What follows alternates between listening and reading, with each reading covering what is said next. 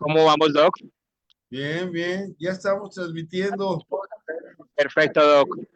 Muy atento. Perfecto. Bueno, les estoy diciendo a todas y a todos que hoy vamos a hablar de la IA, que cuida de la IA y que se ha vuelto una cotidianidad ya el hecho de interactuar con la IA. Hemos analizado este tema, sobre todo respecto al uso de la IA, la cuestión académica. Podemos dividirlos en dos grupos, aunque pueden ser muchos más. Por ejemplo, los estudiantes que usan la IA para hacer sus tareas, las investigaciones que les corresponde durante un curso y también en determinado momento la investigación científica que realizan también los estudiantes y algunos profesores, ¿no? Ahora, ayer estaba reflexionando sobre dos temas que pareciera que son lo mismo, pero es importante hacer unas distinciones. No es lo mismo estudiar que aprender. De acuerdo con lo que ayer estaba leyendo, era que estudiar, pues es una imposición que marca el rumbo que puede convertirse en un adoctrinamiento. Por ejemplo, uno en la escuela tiene un programa, si bien es cierto, tiene libertad de cátedra, tiene que tocar determinados temas y sobre todo en materia jurídica imponer conceptos, ideas como verdades reveladas, como argumentos de autoridad que muchas veces no permiten el cuestionamiento de los estudiantes. Y por el otro lado, el aprender, que el aprender no tiene necesariamente que ver con el estudio, porque uno aprende empíricamente y lo interesante de aprender es que uno en determinado momento tiene ahí sí plena libertad. Esto no quiere decir que uno si estudia no aprende, pero quiere decir que el origen del estudio pues es algo impuesto y por eso muchas veces tampoco la memoria a largo plazo conserva ese conocimiento. Únicamente estudian para pasar un examen, para acreditar una materia, pero no tienen una memoria a largo plazo porque no han aprendido. Si han estudiado, pero no han aprendido.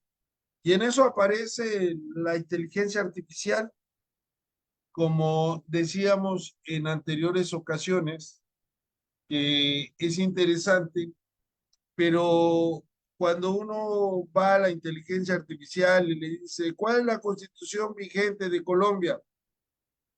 Y tiene uno ahí el resultado inmediatamente, esto no quiere decir que no se puede equivocar, el estudiante se ha perdido el camino y solamente ha llegado a la meta. Es decir, el proceso para alcanzar el conocimiento ya no es ese esfuerzo, como podríamos decir una metáfora, cuando se descubrió o se inventó más bien la calculadora, pues ya no era necesario saber raíz cuadrada, porque únicamente íbamos a la calculadora y aplicábamos esa operación aritmética. Muchos profesores en Londres en esas épocas se manifestaron en contra del uso de la calculadora en las universidades o escuelas. Ahora tenemos la IA, que es, si bien la calculadora, podríamos decir, era como andar en burro, ahora la inteligencia artificial es como andar en un cohete que nos lleva al espacio. Desde ese punto de vista, también en contrapartida se han inventado, diseñados modelos de IA para analizar si los trabajos que hacen los estudiantes o los investigadores fueron producidos por el ser humano o fueron producidos por la IA. Y en eso vamos a hablar hoy de ese tema. ¿Qué te parece, Whitman? Mi profe, reiterando una premisa que hemos desarrollado en nuestros diferentes foros, buscamos comprender fenómenos actuales, realidades complejas, y una de ellas es propiamente la inteligencia artificial. Yo creo que más allá de que se utilice o no, nos hace un cuestionamiento muy importante, nuestras formas de pensar y nuestras formas de aprender. Entonces, creo que es muy oportuno que empecemos a debatir al respecto. Y en esta premisa yo creo que es algo importante que comencemos a desarrollar. La solución es no utilizar la IA. ¿Qué opinas, Doc? No, inclusive esa es una pregunta que como negar, es como, por ejemplo, nos vamos a ir en carretas que son movidas por caballos o nos vamos a ir en un vehículo para llegar más rápido a nuestro destino. Pues es obvio que el resultado es que es ir más rápido, ¿no? Profe, y entonces yo creo que este es un punto de partida respecto de nuestra propuesta y es entender que en ningún momento queremos irnos hacia los polos. No sé qué opinas, Doc. La verdad yo creo que la premisa que debemos establecer es entender como en el ejemplo que mencionabas de la calculadora y que de pronto, no sé si más adelante lo quieras mencionar, pero es la referencia que hizo Platón cuando se ideó la escritura. Entonces, así como tú planteabas lo de la calculadora, de que trajo su resistencia en las universidades, Platón dijo, o bueno, no sé si fue Platón o Sócrates, que ante la escritura entonces, ¿qué va a pasar con la capacidad de memoria del ser humano? O por ejemplo, un meme que vi hace poco que me parece muy interesante, donde el creador de la tabla periódica dice, bueno, yo creé la tabla periódica para que sea mucho más fácil identificar las características de los átomos y no tengan que memorizarlos. Y abajito del meme decía, los profes de química cogen y te obligan a memorizar la tabla periódica. Entonces yo creo que ese no puede ser una de nuestras respuestas en el sentido de entender que herramientas como la inteligencia artificial vinieron para quedarse, van a ser cada vez más sofisticadas, pero sí es un punto de reflexión sobre el pensamiento que nosotros desarrollemos en nuestras formas de aprendizaje. Y yo quiero postular dentro de este ejercicio, Doc, la importancia del pensamiento crítico como una forma de poder hacer uso de la inteligencia artificial propiamente, porque es que tú nos planteas un escenario muy complejo de análisis. Le estoy diciendo a una inteligencia artificial que revise si un documento fue hecho por otra inteligencia artificial. Entonces la cuestión es saber cuál de las dos es como decirla, como esa frase que dice, el mensaje de abajo dice una mentira y el mensaje de abajo dice, el mensaje de arriba dice una verdad. Entonces yo creo que son escenarios donde uno dice, ¿bajo qué criterio me vas a decir a través de una inteligencia artificial que se construyó? Y creo que hubo varios TikToks o no sé, que planteaban, por ejemplo, frases de la Biblia y entonces las frases de la Biblia decían, sí, esto fue generado por la inteligencia artificial. Entonces, la cuestión ¿es oportuno? Sí, pero ¿bajo qué criterio o qué herramientas los utilizamos? Yo creo que esa es una postura interesante que desarrollemos. Pero mira, me recuerdas ahora que metes la idea de la escritura, eh, cuando empezó a usarse la escritura, el ser humano empezó a desarrollar otras habilidades cognitivas, porque no es lo mismo observar que leer. El leer implica conocer un lenguaje, conocer los códigos, interpretar el texto.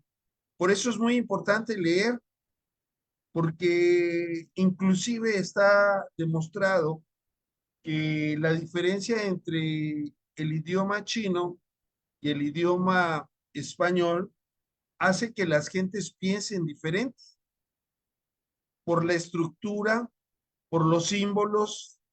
Entonces, el lenguaje es un andamiaje del pensamiento. Cuando yo digo sol, si alguien habla español, pues sabe a qué objeto me estoy refiriendo. Entonces, cuando yo leo la palabra sol, yo me imagino, de acuerdo con el contexto, estoy desarrollando otras habilidades cognitivas. Y entonces, el hecho de que haya un avance en el desarrollo de las ciencias, de las técnicas, es muy importante. Recordemos que la IA es una herramienta, no sustituye al hombre. Ahora, este tema lo vamos a analizar. Primero quisiera, nos vamos a apoyar en unos videos. Es tan importante el uso de la IA que ahora en el posgrado, a los tutores de la UNAM, de la Facultad de Derecho, estamos en un curso ahorita sobre el uso de la IA en la inteligencia artificial. Pero además es tan importante que la UNAM ha creado una área específica para este análisis. Vamos a ver este video a ver si se escucha bien.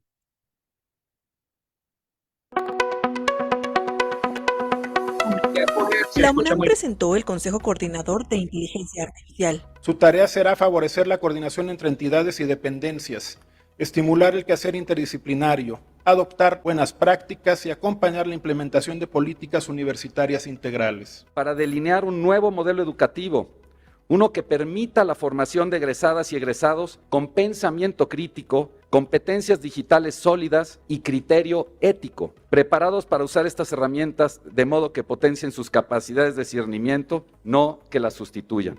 Desde el Consejo, la IA se desarrollará bajo principios universitarios de ética, transparencia, integridad académica y protección de la propiedad intelectual. La universidad coadyuva desde sus tareas sustantivas a la construcción de futuros más justos, incluyentes y sostenibles, en los que el progreso esté inspirado en una visión humanista, en el respeto irrestricto de los derechos humanos y en el desarrollo del país.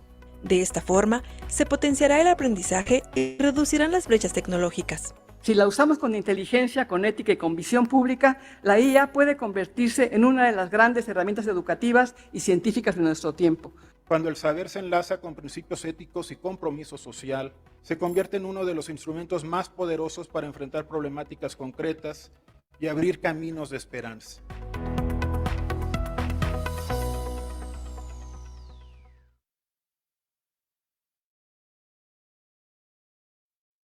Bueno, ahí tenemos un ejemplo de lo que está haciendo la Universidad Nacional Autónoma de México sobre crear esta Me parece coordinación. importante. ¿Cómo ves? Me parece que esa es una postura muy elocuente, porque no podemos, ante un escenario tan complejo como es la inteligencia artificial que está presente, hacer como si no existiera, hacer como si los estudiantes no la utilizaran, como si los profes no se pudieran apoyar en ella. Asumir ese reto, que no es fácil, que es complejo, creo que es un primer paso que todos lo deben desarrollar, porque algo que nos debe quedar claro es no generar tabús al respecto, porque así vamos a generar peores escenarios que nos lleven a un punto que incluso la inteligencia artificial hasta el momento no ha desarrollado plenamente, y es las formas del aprendizaje. Entonces yo creo que asumir este reto, apropiarse de la inteligencia artificial y validar su uso entre las formas del aprendizaje son aspectos relevantes, Doc. Y eso debe ser una premisa de todos, incluso de organizaciones como el colegio, revista Primera Instancia y otros que también, liderados por su merced, pues sé que lo estamos desarrollando con hechos como que este no sea nuestro primer foro sobre este tema. Y creo que esto es lo que debemos hacer. ¿Tenemos verdades absolutas? Más que nunca, nunca. O sea, si antes no podemos hablar de dogmas, ahora menos con todos estos escenarios, porque pues la IA ya nos lleva a editar fotos, editar videos sin problema.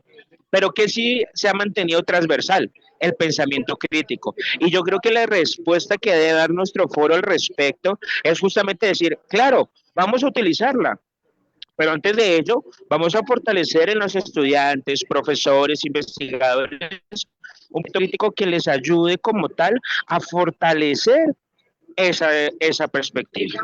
Y yo creo que es un muy buen escenario que todos debemos empezar a desarrollar. Se vino para quedarse la IA, la inteligencia artificial, pero debemos generar elementos éticos. Yo no creo que en elementos normativos no va a ser fácil, pero unos elementos éticos sí, pero sobre todo tener la tranquilidad de que los que se están formando tienen un pensamiento crítico, que lo utilizan como es, como una herramienta que analiza más rápido lo que nosotros podemos analizar, porque esas conclusiones que uno escribe con el prompt que le llega a la inteligencia artificial no son conclusiones que nosotros no pudiéramos llegar a ellas, sino que nos la presenta de una forma más rápida porque puede analizar más rápido y tiene más información que analizar.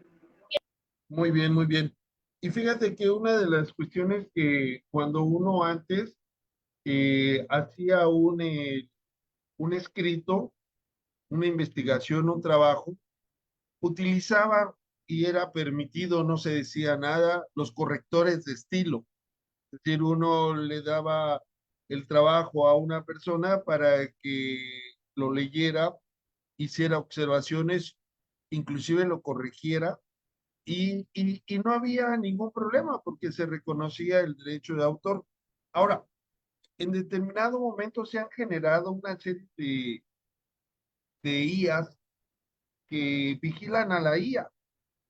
Y una de ellas, de las más famosas, es la Turnitin, que ella misma se autodenomina que tiene un 98% de seguridad de lo que está diciendo. Es decir, que el 98% de eficacia tiene para detectar similitudes y el uso de la IA.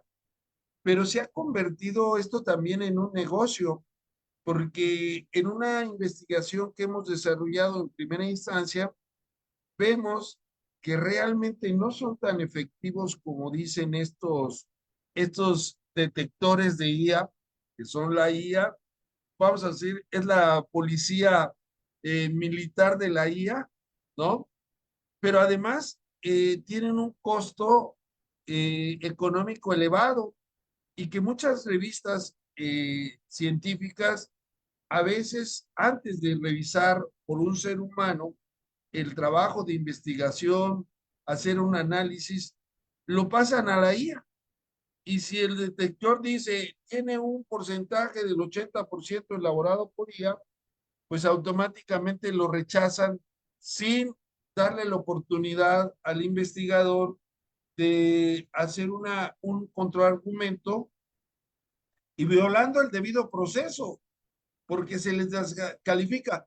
Ahora, en esta investigación que hemos hecho, ¿qué tan eficaces son las IAs para cuidar que realmente los trabajos sean eminentemente hechos por humanos? Vamos a presentar una serie de 3 videos. Vamos a presentar el primero de la investigación que hemos hecho en primera instancia y vemos el primer video y lo comentamos, mi querido Whitman. ¿Qué te parece? De acuerdo, Doc, porque no olvidemos que tanto la primera IA como la que revisa que no sea IA son productos culturales, son productos humanos. Y como productos sociales son perceptibles de la imperfección. Entonces, pues creo que no podemos llegar a verdades absolutas. Veamos los videos. Y también tienen sesgos, tienen sesgos. Sesgos, sí, señor. Bueno, empecemos. Hola, ¿qué tal? A ver, imagínense esto. Tienen a su disposición la herramienta tecnológica más poderosa de nuestra era para acelerar la investigación humana. Pero en lugar de usarla para avanzar más rápido, nos topamos con un muro. El doctor Alfonso Jaime Martínez Lascano, a través de Tevelex, plantea una de las dudas más urgentes que tenemos hoy en día. ¿Son realmente confiables los detectores de inteligencia artificial como Turnitin para frenar el plagio?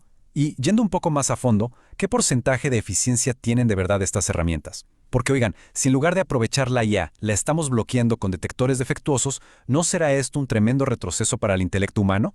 Bueno, pues vamos a analizar los datos duros para ver qué está pasando realmente. Y es que la pregunta central, la que no nos podemos quitar de encima, es precisamente esa. ¿Qué tan eficientes son realmente estas inteligencias artificiales que se dedican básicamente a cazar a otras inteligencias artificiales en el día a día académico? En este análisis vamos a recurrir desde las promesas mágicas que nos vendieron al principio, pasando por la fría realidad de los números y lo fácil que es burlar estos sistemas, hasta llegar al nuevo estándar ético que está surgiendo en el mundo científico. Empecemos con el punto número 1, la promesa de los detectores. Porque la verdad, cuando modelos como ChatGPT salieron a la luz, el pánico en las universidades fue absoluto. La esperanza al principio era súper clara. Las instituciones pusieron toda su fe en plataformas como Turnitin o GPT-0 para que funcionaran como una especie de policía automatizada. O sea, la idea era que estas herramientas pudieran escanear un documento, encontrar esa huella digital del algoritmo y separar así sin mayor problema lo que escribió un humano de lo que genera una máquina. Sonaba como la solución perfecta, ¿verdad? Pero bueno, pasemos al punto número 2, la ilusión de la precisión. Y aquí es donde la cosa se pone súper interesante, porque esa promesa se viene abajo rapidísimo cuando la pones a prueba en el mundo real. Fíjense en este número, 26%. Resulta que OpenAI, nada más y nada menos que los creadores de ChatGPT, tuvieron que retirar del mercado su propia herramienta de detección. ¿Por qué? Pues porque tenía una tasa de precisión de apenas el 26%. O sea, fallaba casi 3 de cada 4 veces. ¡Increíble! Y agárrense, porque se pone peor. Ese mismo detector que OpenAI terminó abandonando tenía una tasa de falsos positivos del 74%. Esto significa, literalmente, que estaba marcando textos 100% humanos como si hubieran sido escritos por una máquina. Y esto ilustra el problema de raíz a la perfección.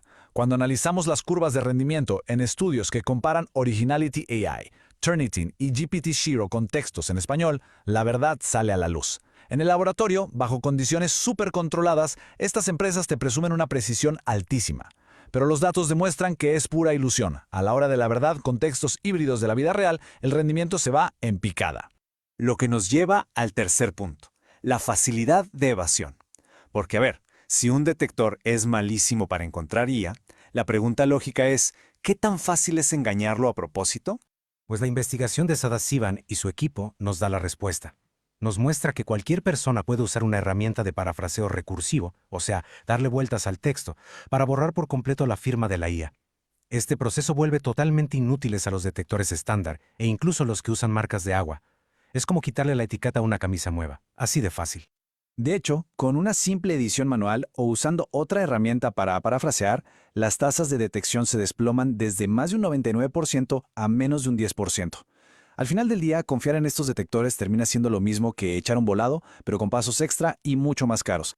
Pasamos a la sección 4, sesgos y falsos positivos. Y aquí es donde la investigación académica, como la que impulsa el Dr. Martínez Lascano, da en el clavo. Porque no detectar una IA es malo, sí, pero acusar falsamente a un humano de hacer trampa, eso le puede destruir la carrera a cualquiera.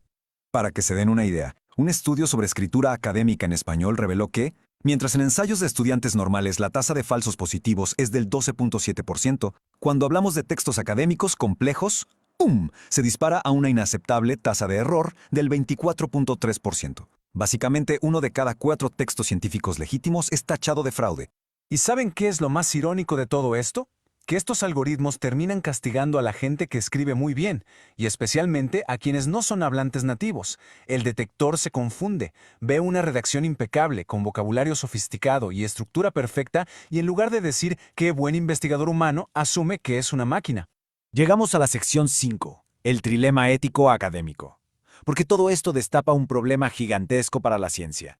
Piénsenlo bien. Estamos dejando el destino de estudiantes e investigadores en manos de algoritmos comerciales que operan como cajas negras.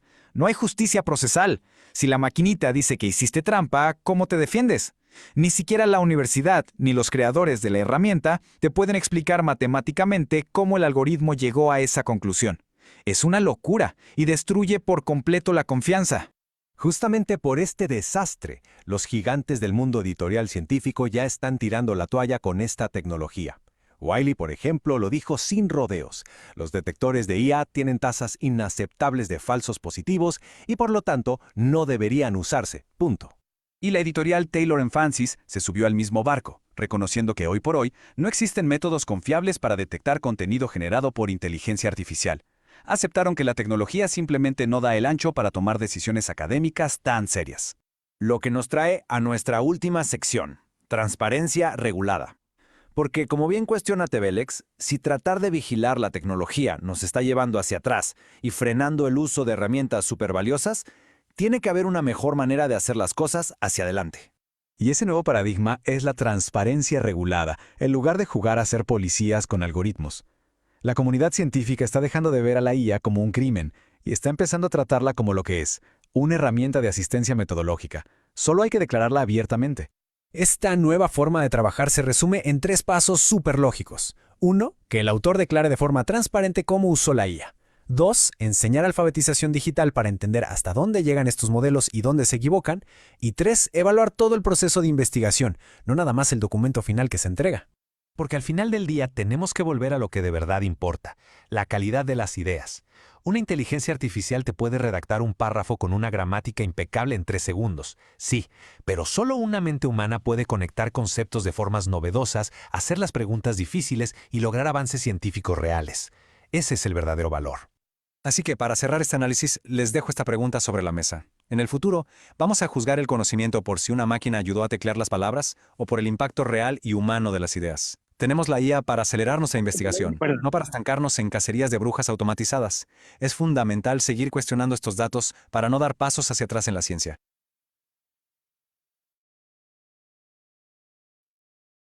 Bueno, pues ya tenemos ahí una investigación previa que hemos hecho. Estimado Whitman, ¿algún comentario? O mientras hago un repaso de los datos que nos han dado. Sí, adelante. Profe, pues yo creo que este espacio del video que nos planteas es justamente un escenario donde podemos llevarnos a un cuestionamiento muy importante. En verdad, la inteligencia artificial implica entre los procesos de innovación o estamos ante un escenario donde fortalece el estilo y la redacción. ¿Y qué es lo más importante dentro de esta premisa, Doc? Establecer el origen de las ideas. Y la gran cuestión es, ¿el origen de las ideas viene del código fuente de la inteligencia artificial o de la persona que plantea el prompt al respecto? Hoy por hoy, mi querido Whitman, en la investigación que he estado haciendo, la IA, podremos decir, la IA no genera conocimiento nuevo, porque la IA se nutre de lo que ya está. Entonces, es el ser humano el que crea el conocimiento nuevo. Entonces, aquí es una cuestión muy importante. Nosotros podemos utilizar la IA para mejorar el texto, para consultar fuentes lo más rápido posible y podemos analizar. Ayer en el curso que te mencioné al principio, Whitman, con los profesores de la UNAM de posgrado, estamos en el mes de junio y dijo un profesor, que es el que está dando el curso, este año yo he hecho 3 libros gracias a el uso de la IA. Y yo he anotado con la transparencia qué IA utilicé para hacerlos, pero el conocimiento humano no me lo da la IA. El crear el nuevo conocimiento no te genera la IA. Por ejemplo, nosotros que hemos estado, vamos a suponer, pugnando por la creación de una nueva rama que estudie el sistema interamericano desde el punto de vista procesal, la IA no te puede decir existe el derecho procesal convencional interamericano. No, eso lo hace un ser humano en base al contexto, sistematiza, organiza. Si alguien tiene una idea similar, pues la IA a lo mejor encuentra esa idea y te la plasma, pero el origen es humano. La IA, inclusive cuando no tiene información, alucina, vamos a llamarle así, alucina, porque inventa, porque no tiene en determinado momento respuestas. Y cuando no tiene respuestas, inventa. Si no sabe, lo inventa. Y además también la IA, decíamos ayer en el curso que tenemos, hay que irla adiestrando, hay que irla preparando. Nosotros podemos consultar la IA y nosotros le podemos decir, oye, lo que me estás diciendo es falso, por esto y por esto y por esto. Tenemos que entrenar a la IA. Cuando nosotros utilizamos la IA y que es de manera gratuita, lo dicen algunos, el producto es uno, porque le estamos enseñando, le estamos dando información a la IA. Ahora, el hecho de que OpenAI haya retirado el antiplagio porque fallaba de 4 veces 3 y tenía unos falsos positivos del 26%, demuestra que actualmente no se puede distinguir entre lo que hace el ser humano y lo que no hace el ser humano. Y tenemos algo que le han denominado la caja negra. La caja negra es como el cerebro, vamos a suponer. ¿Por qué Huisman piensa así? ¿Cuáles son las razones por lo que Huisman piensa así?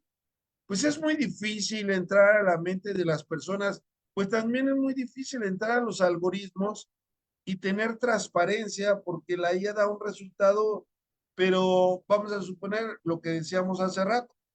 Yo envío una investigación, lo pasan por el antiplagio, el anti-IA, y resulta que dice, hay un porcentaje elevado realizado por la investigación por la IA. ¿Y qué están haciendo? Aquí también la investigación ha demostrado que hay un sesgo en el uso del lenguaje en español. Los que escribimos en español tenemos un problema muy grande porque estos modelos son hechos en inglés. Y entonces, como decíamos al principio, el lenguaje tiene que ver mucho. Y entonces, muchas veces cuando el trabajo, vamos a llamarle, está impecable o está de buena calidad, tenemos un error de la IA de detectar del 24.3%, casi un cuarto.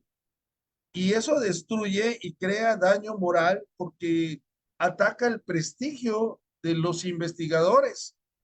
Y cuando lo realiza un estudiante, baja ese porcentaje al 12%, porque el estudiante, vamos a suponer que no en todos los casos es así, tiene menos calidad de sus investigaciones.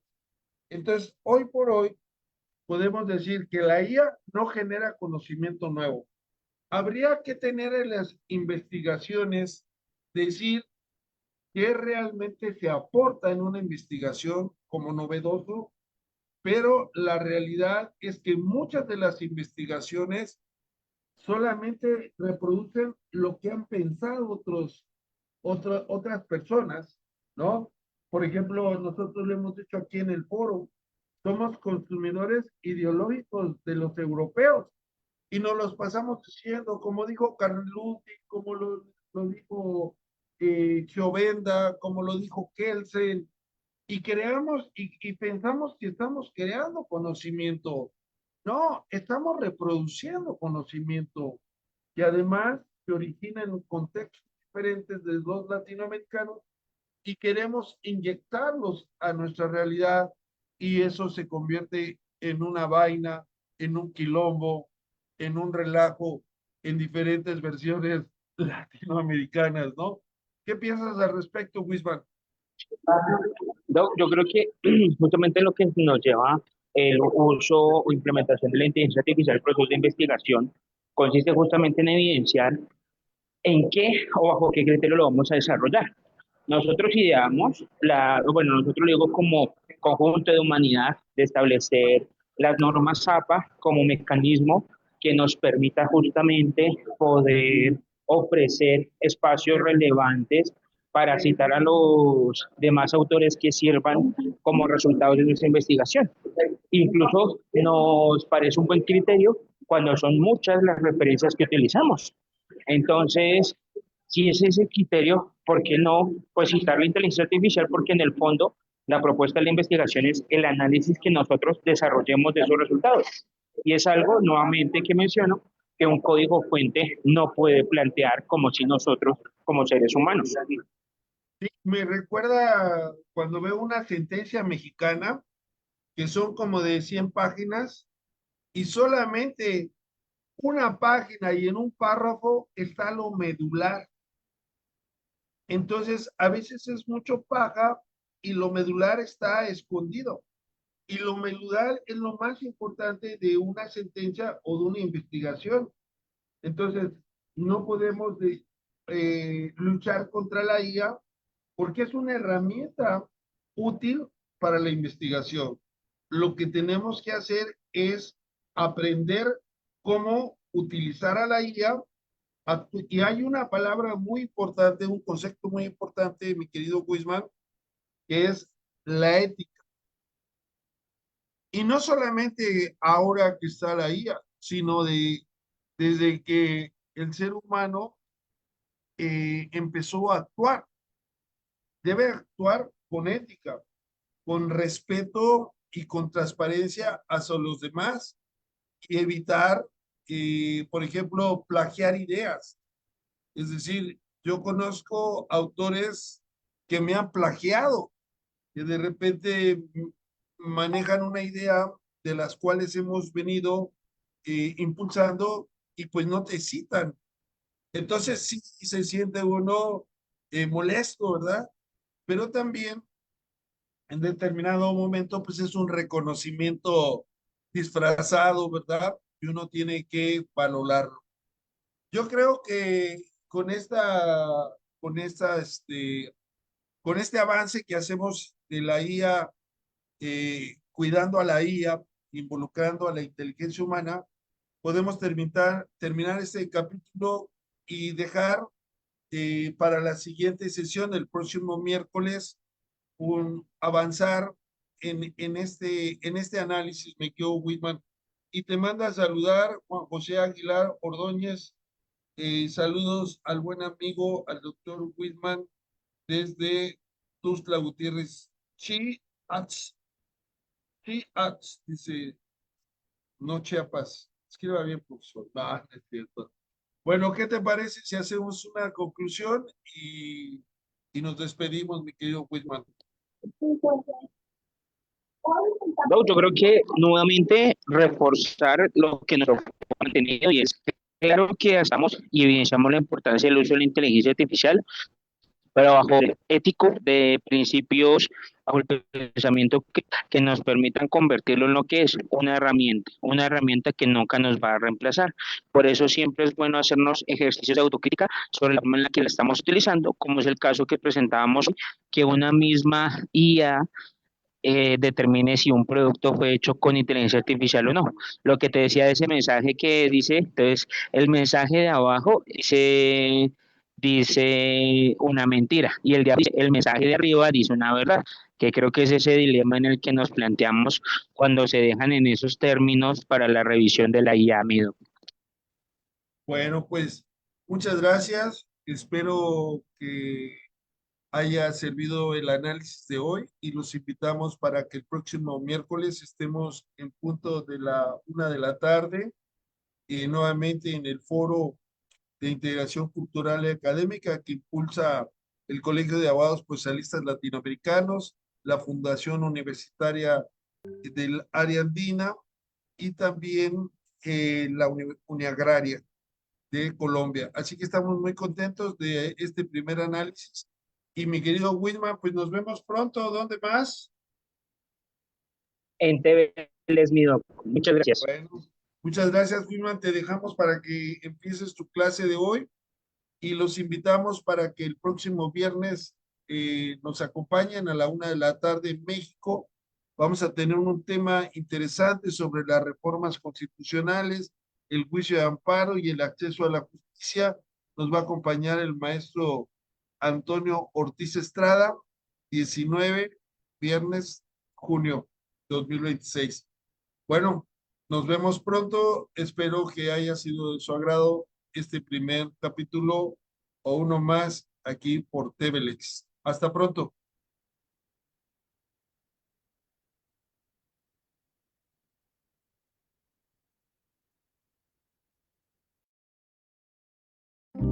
Tanta tinta, tanta ley que nos divide,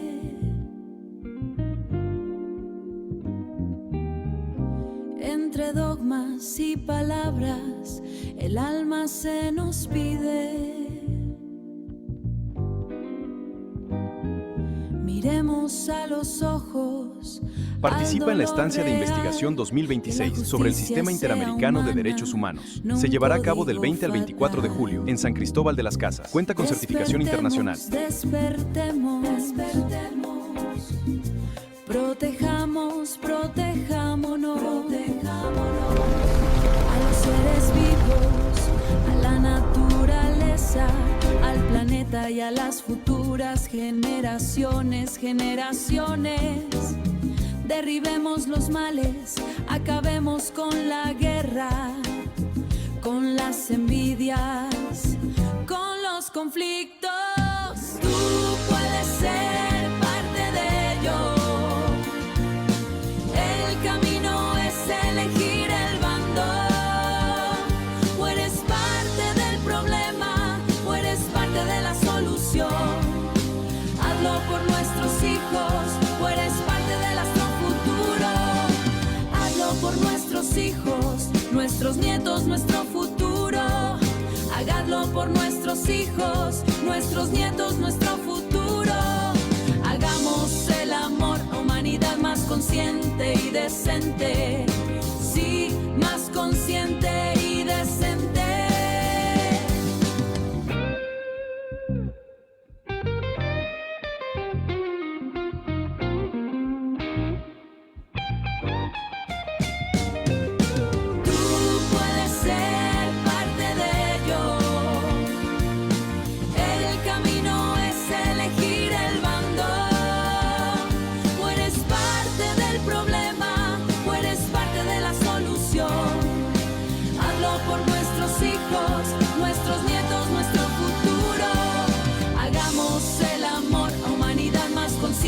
Y decente, sí, más consciente y decente.